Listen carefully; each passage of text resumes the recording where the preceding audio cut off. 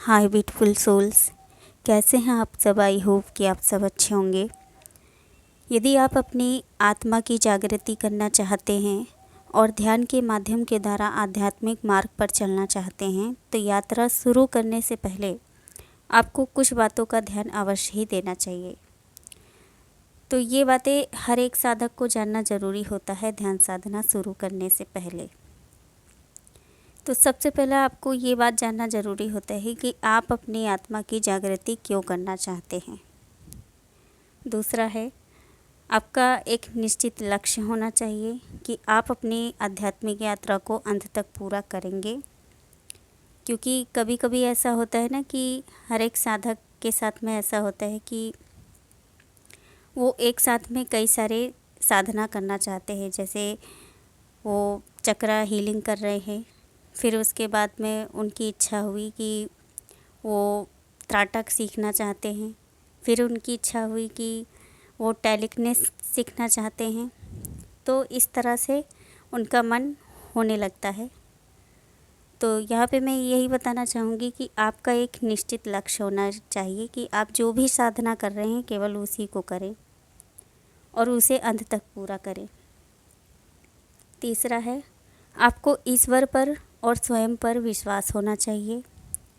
विश्वास करें कि आपकी आध्यात्मिक यात्रा पूरी होगी और ईश्वर आपकी सहायता करेंगे।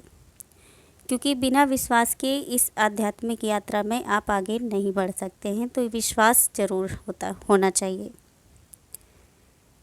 चौथा है, यदि आप पहले से किसी भी प्रकार की बीमारी से ग्रस्त हैं तो अपने स्वस्थ होने की प्रतीक्षा करें और संपूर्ण रूप से स्वस्थ होने के बाद ही अपनी आध्यात्मिक यात्रा आरंभ करें। 5 है, आप जबरन कोई भी ऐसा कार्य ना करें जिसमें आप असहज महसूस करते हैं।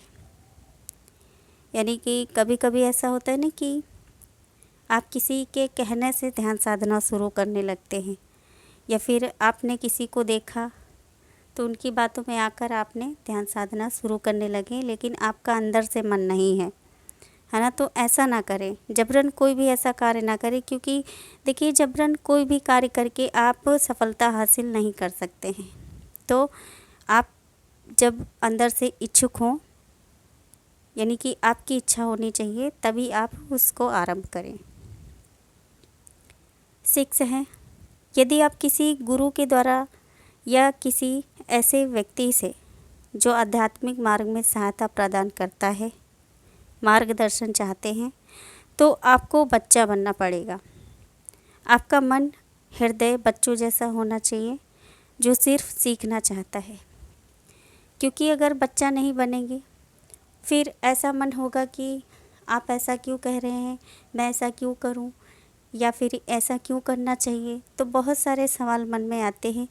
तो इस तरह से आप हर एक प्रश्न उत्तर करते रहेंगे तो सिखाने वाला आपको कभी नहीं सिखा पाएगा और आप भी उनसे कभी भी सीख नहीं पाएंगे। तो आपको ऐसा बनना चाहिए कि बच्चा, जैसे मैंने बताया, बच्चा बनना चाहिए। क्योंकि बच्चे को देखिए, कुछ जब मालूम नहीं होता है ना, तो वो सामने वाला पर ध्यान देता है कि सामने वाला क्या कह रहा है और उसी के अनुसार वो करता जाता है, तो आगे वो सीख जाता है। तो इसीलिए बच्चा बनना बहुत ज़रूरी है। 7 है, आपकी आत्मा की जागृति आपकी यात्रा है। आध्यात्मिक मार्ग में आने वाली समस्याएं, अपमानों के लिए किसी और को या सिखाने वालों को दोषी ना ठहराएं। क्योंकि अक्सर ऐसा होता है ना कि देखिए, जब किसी भी व्यक्ति की आध्यात्मिक जागृति हो रही होती है तो अवेकनिंग के दौरान हमारे जो सोल से बहुत सारी नेगेटिविटी रिलीज़ होती है। तो उस दौरान हम बीमार भी हो जाते हैं और अपमानों को भी सहना पड़ता है। तो बहुत सारी समस्याएं उत्पन्न होती हैं। तो मान लीजिए, अगर आपके साथ ऐसी होने लगी और फिर आपका मन ऐसा होने लगा कि आपने ऐसा कहा था करने के लिए, इसलिए ऐसा हो रहा है, तो ऐसी चीज़ें इसीलिए हो रही हैं। तो इस तरह से ना करें।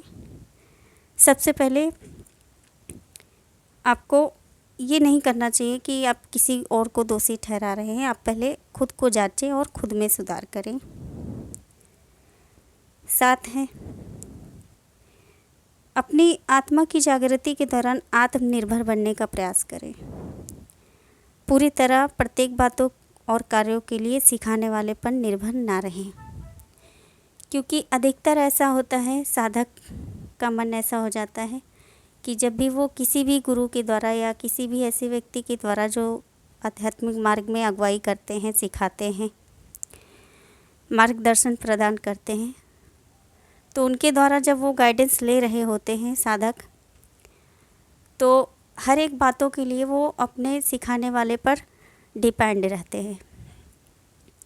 उनके जीवन में जो भी समस्याएं होने लगती हैं, बात बात में पूछना, ये क्यों हो रहा है, ऐसा क्यों हो रहा है, ऐसा नहीं होना चाहिए, ऐसा है फिर वैसा है ना। हर एक चीज़ के लिए वो गुरु पर निर्भर हो जाते हैं, यानी कि सिखाने वाले पर निर्भर हो जाते हैं, और वो इस तरह से सेल्फ डिफेंस नहीं बन पाते हैं। तो मेरा आपसे यही कहना है कि मैं ये नहीं कह रही कि आपको उनसे नहीं पूछना चाहिए, लेकिन आपको पूछना है, लेकिन खुद की इंट्यूशन को भी फॉलो करना है कि आपके अंदर की आवाज़ क्या कह रही है।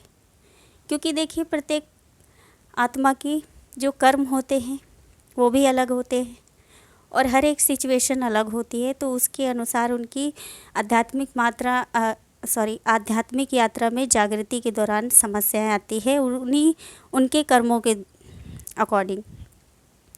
तो ऐसी चीज़ें होती हैं, तो आपको संपूर्ण रूप से सिखाने वाले पर निर्भर नहीं रहना है, आपको सेल्फ डिफेंस बनने का प्रयास करना है, आत्मनिर्भर बने। 9 है, गर्भवती स्त्री को ध्यान साधना नहीं करना चाहिए, क्योंकि उससे समस्या हो सकती है। तो ये सभी बातें मुख्य रूप से हर एक साधक को ध्यान साधना शुरू करने से पहले जान लेना चाहिए, और तभी ध्यान साधना शुरू करना चाहिए। तो आई होप कि ये वीडियो आपके लिए हेल्पफुल रहेगी। मिलते हैं नेक्स्ट वीडियो में। आप अपना ध्यान रखिए, खुश रहिए, स्वस्थ रहिए। God bless you all, love you all, thank you so much.